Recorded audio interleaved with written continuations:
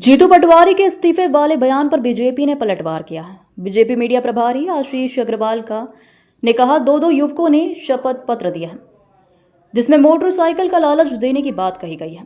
जीतू पटवारी को और क्या सबूत चाहिए।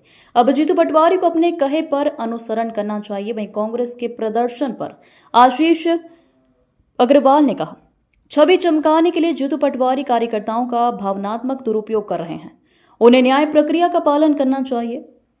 यदि वो ऐसा नहीं कर रहे हैं मतलब चोर की दाढ़ी में तिनका है। ये जीतू पटवारी का नेतृत्व नाकारा है। अब दिल को बहलाने के लिए वो इस तरह की बातें करते रहे, दिल्ली को संदेश देते रहे, पर मध्य प्रदेश की जनता और कार्यकर्ता दोनों में उल्टी गिनती शुरू है कि कितने दिन अब जीतू पटवारी रहेंगे।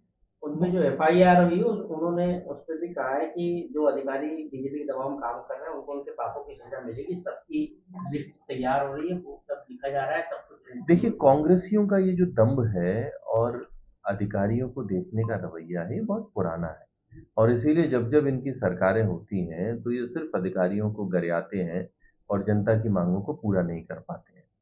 वो ये भी कह रहे हैं कि जो यदि एक भी आरोप करता है वो इस्तीफा दे देगा। देखिए, देश बाबा साहब के संविधान से चलता है। आरोप क्या, उन दोनों युवकों ने शपथ पत्र प्रस्तुत किया है, उसकी वीडियो रिकॉर्डिंग हुई है और उन्होंने उसमें स्पष्ट बताया है कि मल खिलाने जैसा झूठा आरोप जीतू पटवारी के कहने पर मोटरसाइकिल के लालच में उन्होंने किया है। इससे अधिक सबूत और क्या हो सकता है।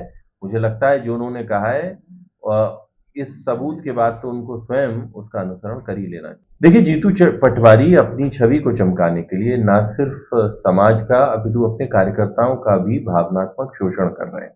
अगर जीतू पटवारी ऐसा मानते हैं कि उनके खिलाफ हुई एफआईआर झूठी है तो संवैधानिक रूप से, न्यायिक रूप से जितनी भी उनको व्यवस्थाएं मिली उसका पालन करना चाहिए। अगर वो नहीं करते हैं तो स्पष्ट है कि चोर की दाढ़ी में तिनका है, उन्होंने गलती की और अब वो सिर्फ अपनी छवि चमकाने के लिए कार्यकर्ताओं को गुमराह कर रहे हैं।